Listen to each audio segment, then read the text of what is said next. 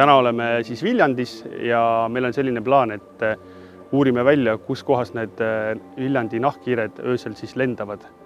Selleks võtame kaasa kohalikud ja näitame, kuidas saab telefoni külge käiva sellise lihtsa ultraheli mikrofoniga nahkhiiri kaardistada, liike määrata ja vaadata, kuidas neil siin läheb.